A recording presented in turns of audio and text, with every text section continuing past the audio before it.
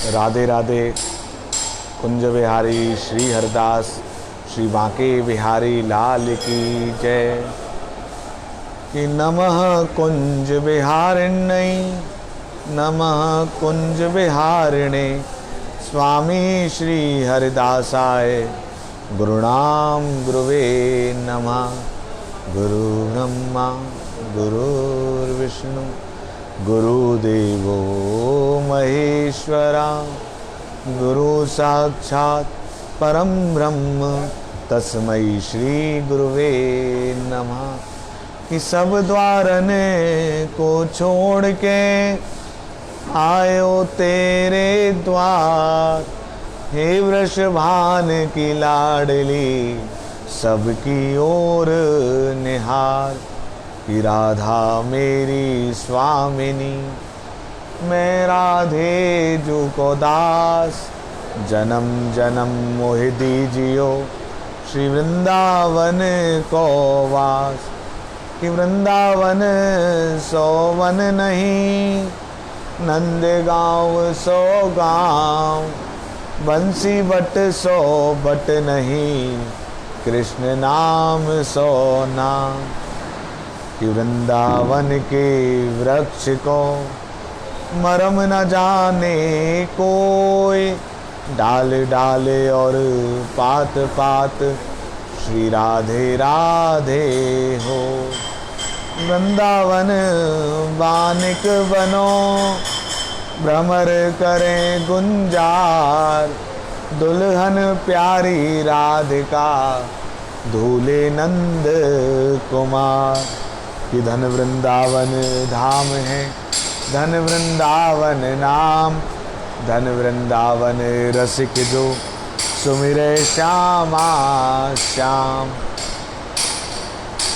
कल तक हमने अध्याय 16 तक का श्रवण कर लिया है। पुरुषोत्तम मास महात्म्य की संपूर्ण कथा के अंतर्गत कल हमने 15वें एवं 16वें अध्याय का श्रवण किया। आज 17वें एवं 18वें अध्याय का श्रवण करेंगे। और मैं आपको पहले ही बता दूं, कल एकादशी के दिन हम सिर्फ पद्मिनी एकादशी है कल पुरुषोत्तम मास की, सिर्फ कल मैं एकादशी की कथा सुनाऊंगा और कल हम पुरुषोत्तम मास की कथा नहीं सुनेंगे। कल पुरुषोत्तम मास शुक्ल पक्ष की पद्मिनी एकादशी की कथा सुनेंगे इसी समय करीब 10 बजे। और फेसबुक और यूट्यूब पे मैं आप दोनों चैनलों पे मैं आपको सुनाऊंगा, फेसबुक पेज पर भी और यूट्यूब चैनल पे भी। तो आज हम 17वां अध्याय आरंभ करते हैं। बोलिए श्री बांके बिहारी लाल की जय। जय जय श्री राधे।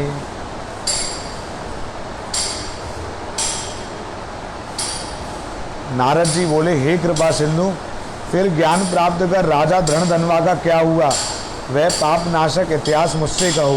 श्री नारायण बोले, अपने पूर्व जन्म के चरित्र को सुनकर राजा धृणधनवा चकित रह गए और आगे का हाल सुनने की इच्छा जागृत हुई। वाल्मीकि मुनि उसकी जिज्ञासा शांत करते हुए बोले, अपनी ब्राह्मणी के मुख से ऐसे शीतल वाणी सुनकर सुदेव ब्राह्मण ने धैर्य धारण कर हरि में ध्यान लगाया। दीर्घ श्वास ले मलिन मुख से जो होना रहे सो होगा, ऐसा मन में निश्चय कर पुष्प आदि लेने वन में चले गए। इसी प्रकार करते हुए काफ़ी समय निकल गया। एक दिन वे समिधा कुशा फल फूल आदि लेने को वन में गए। वहीं सुदेव मन में हरि के चरण कमलों का ध्यान करने लगा। उसी दिन उनका लड़का सुखदेव अपने मित्रों सहित बावड़ी पर गया और उसमें मित्रों सहित जल में क्रीड़ा करने लगा। ग्रीष्म ऋतु थी, अतः जल क्रीड़ा में बड़ा आनंद आया। बालकों में बड़े प्रेम से खेलते खेलते अन्य बालकों को छकाए जाने पर उसने उनके भय से भागने की चेष्टा की। तब भाग्यवश उसने श्वास रोककर अपने मित्रों को छलने के लिए अथाह जल में गोता लगाया। उस गहरे जल में से वह व्याकुल हो निकलने का प्रयत्न करने लगा, परंतु निकल नहीं सका और वहीं उसने प्राण त्याग दिए। यह देख सभी बालक आश्चर्य से हाहाकार करते हुए दौड़े और अत्यंत दुखी होकर गौतमी को जाकर समाचार सुनाया। बालकों की यह अप्रिय और वज्र समान वाणी सुनकर पुत्र वत्सला गौतमी मूर्छित होकर भूमि पर गिर गई। इतने में ही वन से सुदेव भी आ गए और वह भी यह समाचार सुनकर बहुत दुखी हुए। तत्पश्चात दोनों पुरुष उस बावड़ी पर गए। वहाँ जाकर अपने मृत पुत्र को देखकर बहुत दुखी हुए और बार बार उसका माथा चूमने लगे। तब सुदेव अपनी वाणी से बोला, मेरा सोच दूर करने वाली शीतल मनोहर वाणी को बोलकर मेरे मन को आनंदित करो। तुम अपने वृद्ध माता पिता को छोड़कर असमय जाने योग्य नहीं हो। हे वत्स, तेरे मित्र वेद पढ़ने को तुझे बुला रहे हैं। हे पुत्र, तुम्हारे उपाध्याय भी तुमको पढ़ाने के लिए बुला रहे हैं। शीघ्र उठो, इस समय कैसे सो रहे हो? मैंने कोई दुष्कर्म नहीं किया, कभी ब्रह्म हत्या नहीं की, फिर किस कर्म फल से मेरा पुत्र अभी से ही चला गया? हे निर्दयी विधाता, तूने यह बड़ा बुरा किया। मुझ वृद्ध गरीब के नेत्र निकालकर तुम्हें क्या मिल गया?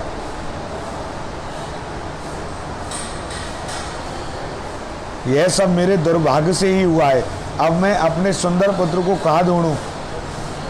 मेघ जल बरसाता है, पृथ्वी से धान उत्पन्न होता है और पर्वत रत्न उत्पन्न करते हैं, समुद्र से मोती उत्पन्न होते हैं, किंतु ऐसा कोई स्थान नहीं देखता जहाँ से मेरा पुत्र वापस मिल सके। ऐसा कहकर पुत्र का आलिंगन कर दुखित मन से बोला, हे पुत्र, शीघ्र उठकर एक बार फिर अपनी मीठी वाणी बोल के सुनाओ। देखो, तुम्हारी माता भी अत्यंत विलाप कर रही है।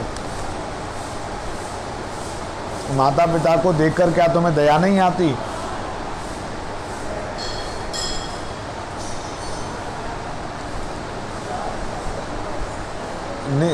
राजा दशरथ जी धन्य, जिन्होंने राम के वन चले जाने पर पुत्र शोक में अपने प्राण त्याग दिए। मुझे धिक्कार है कि मैं पुत्र के मरने पर भी जीवित हूँ। हे नाथ, हे गोविंद, हे विष्णु, हे यदुनाथ, हे रुक्मणी के प्राणपति, हे मुर दैत्य के मारने वाले, हे दीनों पर दया करने वाले, हे दयालु, मेरी पुत्र वियोग की अग्नि के ताप से रक्षा करो। हे गोपीपति, काली देह के दोष को हरने वाले, पुत्र रूपी अग्नि के ताप से जले हुए मेरी रक्षा करो। हे भवसागर से उतारने वाले, हे ब्रह्मादि देवताओं द्वारा श्रद्धेय चरण कमल वाले, पुत्र रूप अग्नि के ताप से संतापित मेरी रक्षा करो। इस प्रकार वह श्री कृष्ण से प्रार्थना करते हुए अत्यंत दुखी हो रहा था। यह 17वां अध्याय है। अब 18वां अध्याय प्रारंभ करते हैं हम। नारद जी बोले, हे तपोनिधे, फिर धरणधन्वा राजा से वाल्मीकि जी ने क्या कहा वह मुझे सुनाइए।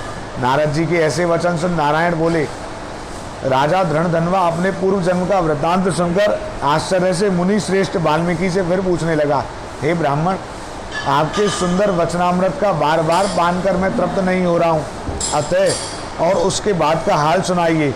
वाल्मीकि जी बोले, हे पृथ्वीपते, उस ब्राह्मण के ऐसे विलाप से दसों दिशाओं को गुंजायमान करते हुए असमय में होने वाले मेघ गिराए, उसके साथ ही पर्वतों को कपाने वाली तथा शरीर को स्पर्श करने वाली तीक्ष्ण वायु चली और अत्यंत कड़कड़ाती आवाज से बिजली चमकी। वह मेघ शब्द सब दिशाओं में फैल गया। इस प्रकार 1 महीने तक पानी बरसता रहा। सब पृथ्वी जलमय हो गई, किंतु पुत्र शोक की अग्नि से तपित उस ब्राह्मण को कुछ भी पता नहीं चला। उसने अन्न जल सब छोड़कर पुत्र वियोग में विलाप करते हुए वही 1 मास जो श्री कृष्ण भगवान का प्रिय पुरुषोत्तम मास है, अतः अनजाने में ही उसने पुरुषोत्तम मास का सेवन हो गया। इससे अत्यंत प्रसन्न हो नवीन बेट के समान श्याम वर्ण वाले वनमालाधारी श्री कृष्ण भगवान प्रकट हो गए। उनके प्रकट होते ही बादल छट गए। तब ब्राह्मण ने भगवान पुरुषोत्तम का दर्शन किया। शीघ्र ही पुत्र को पृथ्वी पर रखकर स्त्री सहित श्री कृष्ण भगवान को दंडवत प्रणाम किया। फिर हाथ जोड़कर श्री कृष्ण भगवान के आगे खड़े हो गए। पुरुषोत्तम मास के सेवन से भगवान अत्यंत प्रसन्न होकर अमृतमयी मधुर वाणी से बोले, हे सुदेव शर्मा, तुम धन्य हो, बड़े सौभाग्यशाली हो। तुम्हारा वर्णन त्रिलोकी में कौन कर सकता है। हे वत्स, सुनो, तुम्हारा भविष्य मैं कहता हूँ। हे ब्राह्मण, तुम्हारे पुत्र की आयु 12,000 वर्ष की होगी। यह तुमको निसंदेह सुख देने वाला होगा। मैं प्रसन्न होकर तुमको यह पुत्र देता हूँ। मेरे प्रसाद से तुम्हारे पुत्र सुख को देखकर देवता, गंधर्व और मनुष्य सब पुत्र सुख की कामना करने वाले होंगे। इस संबंध में मैं तुमसे एक प्राचीन इतिहास कहता हूँ, जो मार्कंडेय मुनि ने राजा रघु को सुनाया था। पहले कोई महामना धनु नाम के मुनीश्वर थे, जो पुत्र रूपी मानसिक चिंता से संतप्त होकर महादुखी थे। तब उन्होंने अमर पुत्र होने की इच्छा से महाघोर तप किया। 1000 वर्ष बीतने पर देवता प्रकट होकर मुनि से बोले, हे मुनिराज, हम तुम्हारे महाकठिन तप से बड़े प्रसन्न हैं। तुम्हारा कल्याण हो, जो तुम्हारे मन में इच्छा हो वह वर मांग लो। श्री नारायण बोले, इस प्रकार देवताओं के अमृत में वचन सुनकर मुनि तृप्त हो गए। मुनीश्वर ने बुद्धिशाली और अमर पुत्र मांगा। तब सब देवताओं ने मुनि से कहा, मुनीश्वर, ऐसा तो पृथ्वी पर आज तक नहीं हुआ। मुनि बोले, अच्छा कोई निमित्त आयु वाला पुत्र हो ऐसा वर दो। देवता बोले, निमित्त क्या है, यह स्पष्ट करें। तब मुनि बोले, यह महापर्वत जब तक रहे तब तक की आयु वाला पुत्र दीजिए। तथास्तु। ऐसा कह इंद्र सहित सब देवता स्वर्ग चले गए। धनु मुनि के थोड़े ही समय में वैसा ही पुत्र हुआ। वह पुत्र चंद्रमा के समान दिन प्रतिदिन बढ़ने लगा। 16 वर्ष की आयु होने पर मुनीश्वर ने उससे कहा, हे वत्स, कभी भी मुनियों का अनादर ना करना। ऐसा उपदेश पाकर भी उसने मुनियों का अपमान किया। इस प्रकार निमित्त आयु के बल पर उत्पन्न होकर ब्राह्मणों को सताने लगा। एक समय अत्यंत क्रोधी महेश नाम के मुनि श्रेष्ठ शालिग्राम जी का पूजन कर रहे थे। तभी उसने शीघ्र ही शालिग्राम को उठाकर चंचलता से हंसते हुए जल से पूर्ण कुएं में डाल दिए। तब दूसरे प्रलय काल के रुद्र की भांति क्रोध कर महेश मुनि ने उस पुत्र को शाप दिया कि तू अभी मर जा। जब वह मरा नहीं तब उसने मन में ध्यान किया कि क्या कारण है। अरे, देवताओं ने धनु पुत्र को निमित्त आयु का बनाया है। अतः महेश मुनि ने लंबी श्वास छोड़ी और श्वास से करोड़ों भैंसे उत्पन्न हुए और उन्होंने अपने सींगों से पर्वत को खंड खंड कर दिया। तब मुनि का मदोन्मत्त वह पुत्र मर गया। धनु शर्मा ब्राह्मण ने अनेक प्रकार के विलाप करते हुए मृत पुत्र को उठाया और पुत्र दुख से अत्यंत पीड़ित हो चिता बनाकर अग्नि में प्रवेश किया। इस प्रकार हद से पुत्र प्राप्त करने वाले मनुष्य किसी प्रकार से सुखी नहीं पाते। गरुण जी ने तुमको यह पुत्र दिया है, इससे आज तुम लोक में प्रशंसीय पुत्रवान होंगे। हे अनंत पुरुषोत्तम मास के मातुन से प्रसन्न होकर मैंने तुम्हारा यह पुत्र चिरंजीवी किया है, अतः यह तुमको सुख देने वाला होगा। तुम सदा पुत्र सहित अतुल ग्रस्त आश्रम के सुखों को भोगकर अंत में ब्रह्मा के लोकों को जाओगे, और जहाँ देवताओं के वर्ष गणनानुसार 1000 वर्ष पर्यंत सुख भोगकर फिर पृथ्वी पर आकर तुम चक्रवर्ती राजा होंगे और चतुरंगनी सेना तथा वाहनों से युक्त धन धनवा नाम से विख्यात होंगे और 10,000 वर्ष तक संपूर्ण पृथ्वी का राज्य भोगोगे। इंद्र के पद से अधिक अखंड बलवा ऐश्वर्य होगा और यह तुम्हारी अर्धांगिनी गौतमी पटरानी होगी। इसका गुण सुंदरी नाम होगा। यह पति सेवा में नित्य तत्पर रहेगी। तुम्हारे 4 राजनीतिक पुत्र होंगे और एक सुशीला नाम की अति सुंदर महाभाग्यवान कन्या होगी। जब तुम देवता और असुरों को भी दुर्लभ भोगों को भोगने के बाद इस पृथ्वी पर मैंने सब कुछ कर लिया, अब कुछ करना शेष नहीं रहा, ऐसा अज्ञान से मोहित होकर और अत्यंत दुरस्तर संसार के विषयों में फंसकर संसार से उद्धार करने वाले मुझ विष्णु को भूल जाओगे, तब हे विप्र, यह तुम्हारा पुत्र उस समय वन में तोता बनकर बड़ के वृक्ष के ऊपर बैठकर बार बार वैराग्य उत्पन्न कराने वाला श्लोक पढ़ता हुआ तुमको ज्ञान उत्पन्न कराएगा। तब तुम तोते का वाक्य सुनकर दुखी मन से बहल चले जाओगे और चिंता के समुद्र में डूबते हुए अन्न जल आदि सब छोड़ दोगे। वाल्मीकि मुनि आकर तुमको बोध कराएंगे, जिससे तुम्हारा संशय दूर हो जाएगा और अपने इस शरीर को त्याग कर हरि के परम पद को स्त्री सहित प्राप्त करोगे। महाविष्णु के ऐसा कहते ही वह ब्राह्मण का पुत्र उठ बैठा। दोनों स्त्री पुरुष पुत्र को देखकर महा आनंदित हुए और सब देवता भी आनंद हो फूल बरसाने लगे। उधर सुखदेव ने उन माता पिता और श्री हरि को नमस्कार किया और पुत्र सहित ब्राह्मण को देखकर गरुण जी बहुत प्रसन्न हुए। तब ब्राह्मण आश्चर्ययुक्त हो श्री हरि को नमस्कार कर अपने हृदय जनित संदेह को दूर करने के लिए हाथ जोड़कर वह व्यंजन से आनंदित सहित गदगद होकर बोला, मैंने 4000 वर्ष तक निरंतर महाकठिन तप किया। वहाँ प्रकट होकर आपने मुझसे कठोर वचन कहे कि हे वत्स, तेरे भाग में पुत्र नहीं है, और जो अब उन वचनों के उल्लंघन करने और मेरे मरे हुए पुत्र को जीवित करने का कारण कहिए। यह 18वां अध्याय समाप्त हो चुका है। और जैसा आज की कथा से हमने जाना कि पुरुषोत्तम मास का अनजाने में ही उनसे नियम पालन हो गया था। 1 मास तक वो भूखे रहे थे, व्रत पूरा निभा लिया था उन्होंने, और उनका ध्यान सिर्फ ठाकुर जी के प्रति था। अनजाने में ही सही, उन्हें तो मालूम ही नहीं था कि पुरुषोत्तम मास चल रहा है। तो जाने या अनजाने में जैसे भी हम पुरुषोत्तम मास में नियम, कर्म, सेवा, भजन, पूजा, पाठ, दान, कर्म आदि करते हैं तो ठाकुर जी अत्यंत प्रसन्न होते हैं और हमको असीम भक्ति की भी प्राप्ति होती है, उस पुण्य फल की भी प्राप्ति होती है। तो हम बांके बिहारी जी के श्री चरणों में यही प्रार्थना करते हैं कि बांके बिहारी जी की कृपा हम सभी पर अनवरत बरसती रहे।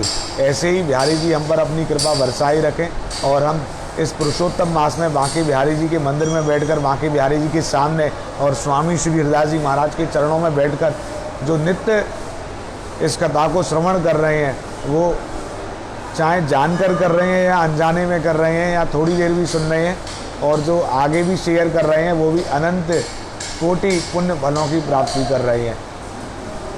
पुण्य कर्म हमें इस लोक में भी सुखी देते हैं और परलोक में भी सुखी देते हैं। हम जहाँ भी रहें, जन्म जन्मांतर तक हमारे पाप और पुण्य ऐसे फल होते हैं जो इस जन्म में ही नहीं, अगले जन्मों तक हमें भोगने पड़ते हैं। इसलिए ज़्यादा से ज़्यादा पुण्य कर्म हमको करने चाहिए। और पुरुषोत्तम मास में जिस प्रकार कोई भी पुण्य कर्म करोड़ों गुना फलदायी होता है, उसी प्रकार पाप भी यदि हम करते हैं तो वो भी हमको कई गुना उसका फल भोगना पड़ता है। इसलिए हमको हमेशा पुण्य कर्म करने चाहिए, कभी भी पाप कर्म नहीं करने चाहिए। तो बोलिए श्री बांके बिहारी लाल की जय। जय जय श्री राधे कुंज बिहारी श्री हरिदास श्यामा प्यार। अब थोड़ी देर हम कीर्तन करते हैं। कीर्तन करने का अपना ही महत्व है। मंदिर में बैठकर कीर्तन करेंगे, ठाकुर जी का नाम लेंगे, तो उसके भी जो फल हैं वो भी करोड़ों गुना होके ही हमको मिलेंगे। तो आप सब मेरे साथ कीर्तन करें। श्यामा प्यारी कुंज बिहारी, जय जय श्री हरिदास दुलारी। श्यामा प्यारी कुंज बिहारी, जय जय श्री हरिदास दुलारी। श्यामा प्यारी कुंज बिहारी, जय जय श्री हरिदास दुलारी। श्यामा प्यारी कुंज बिहारी, जय जय श्री हरिदास दुलारी। श्यामा प्यारी कुंज बिहारी, जय जय श्री हरिदास दुलारी। श्यामा प्यारी कुंज बिहारी, जय जय श्री हरिदास दुलारी। कुंज बिहारी श्री हरिदास, श्री हरिदास, श्री हरिदास। कुंज बिहारी श्री हरिदास, श्री वृंदावन निधि वनवास। श्री कुंज बिहारी श्री हरिदास, श्री वृंदावन निधि वनवास। जय जय कुंज बिहारी श्री हरिदास, जय जय श्री वृंदावन निधि वनवास। जय जय कुंज बिहारी श्री हरिदास, जय जय श्री वृंदावन निधि वनवास। श्यामा प्यारी कुंज बिहारी, जय जय श्री हरिदास दुलारी। श्यामा प्यारी कुंज बिहारी, जय जय श्री हरिदास दुलारी। कुंज बिहारी श्री हरिदास, श्री हरिदास, श्री वृंदावन निधि वनवास, निधि वनवास। गोविंद मेरो है, गोपाल मेरो है। गोविंद मेरो है, गोपाल मेरो है। श्री बांके बिहारी नंदलाल मेरो है। श्री बांके बिहारी नंदलाल मेरो है। गोविंद मेरो है, गोपाल मेरो है। गोविंद मेरो है, गोपाल मेरो है। श्री बांके बिहारी नंद लाल मेरो है। श्री बांके बिहारी नंद लाल मेरो है। गोविंद मेरो है, गोपाल मेरो है। गोविंद मेरो है, गोपाल मेरो है। श्री बांके बिहारी नंद लाल मेरो है। श्री बांके बिहारी नंद लाल मेरो है। गोविंद मेरो है, गोपाल मेरो है। गोविंद मेरो है, गोपाल मेरो है। श्री बांके बिहारी नंद लाल मेरो है। श्री बांके बिहारी नंद लाल मेरो है। गोविंद, आप सब भी गाइए। गोविंद मेरो है, गोपाल मेरो है। गोविंद मेरो है, गोपाल मेरो है। श्री बांके बिहारी नंद लाल मेरो है। अब हम राधा जी का भी ध्यान करते हैं आज कि श्री राधा राधा रटो, त्याग जगत की आस। ब्रज बीतिन बिसरत रहो, कर वृंदावन वास। कर वृंदावन वास, रसिक जन संगत कीजे। प्रेम पंथ और ढरो त्याग, विष अमृत पीजे। कहे लाल बलवीर, हो आनंद अगाधा। निश्चय करके चित्त, कहो श्री राधा राधा। निश्चय करके चित्त, कहो श्री राधा राधा।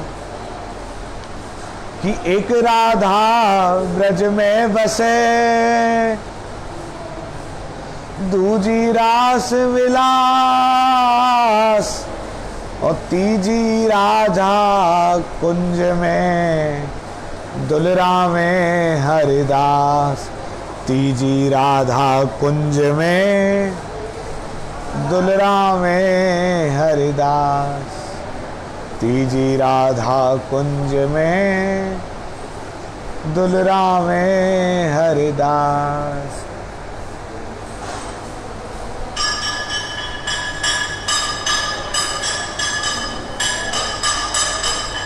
और एक और सवैया सुना देता हूँ मैं आपको कि नहीं ब्रह्म सो काम कछु हमको, वैकुंठ की राह न चावनी है। ब्रज की रज में रज है के मिलो, यह प्रीत की रीत निभावनी है। कि वृंदावन धाम को वास भलो, जहाँ पास बहे यमुना पटरानी। जो जन नहाय के ध्यान धरे, वैकुंठ मिले तिनको रजधानी। कि चारहु वेद न पावत भेद, संत मुनि करे मन मानी। यमुना यमदूत तारत है, भव तारत है श्री राधिका रानी। यमुना यमदूत तारत है, भव तारत है श्री राधिका रानी। कि लाली मेरे लाल की, जित देखूं तित लाल। और लाली देखन में गई, मैं भी है गई लाल। कि राधा राधा रटत ही, सब बाधा मिट जाए। कोटि जन्म की आपदा, राधा नाम से जाए। तो सभी लोग राधा नाम जी का गुणगान किया करें।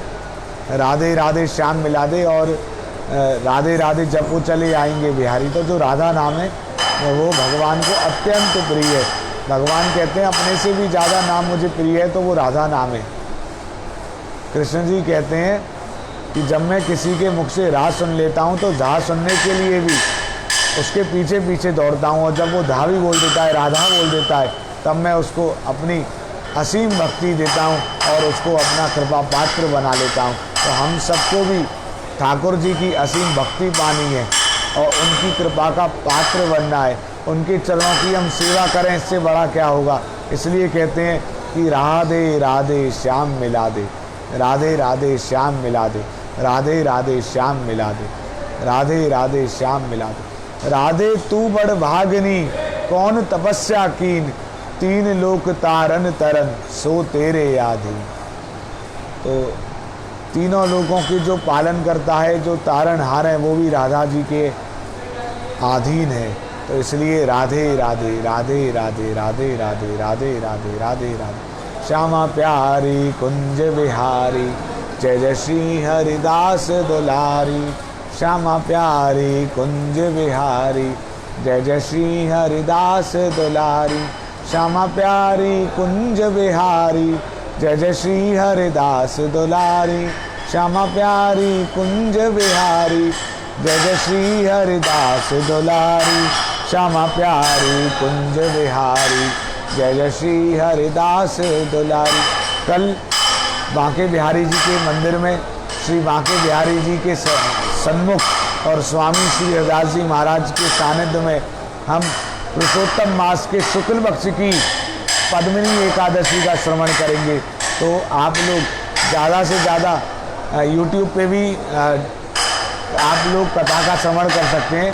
YouTube चैनल सब्सक्राइब करने के लिए बांके बिहारी निखिल गोस्वामी करके सर्च करें और चैनल का नाम है श्री बांके बिहारी जी। तो श्री बांके बिहारी जी चैनल को आप सब्सक्राइब करें। बांके बिहारी निखिल गोस्वामी सर्च करेंगे, जल्दी आ जाएगा सबसे ऊपर। तो आप सर्च करें और सब्सक्राइब करें और कथा का आनंद लें। कल पद्मिनी एकादशी, पुरुषोत्तम मास की महिमा कितनी अत्यंत है और उसकी एकादशी की महिमा तो और भी ज़्यादा अत्यंत है। तो उस पद्मिनी एकादशी का पुण्य फल हमको प्राप्त हो, और एकादशी की तिथि तो बहुत पावन होती है। तो हम बांके बिहारी जी मंदिर में बैठकर एकादशी का श्रवण करेंगे। आप सब लोग सब्सक्राइब करें। फेसबुक और यूट्यूब दोनों पे ही आप सुन सकते हैं। बोलिए श्री बांके बिहारी लाल की जय। जय जय श्री राधे, जय जय श्री राधे। श्री कुंज बिहारी श्री हरिदास, जय जय श्री राधे।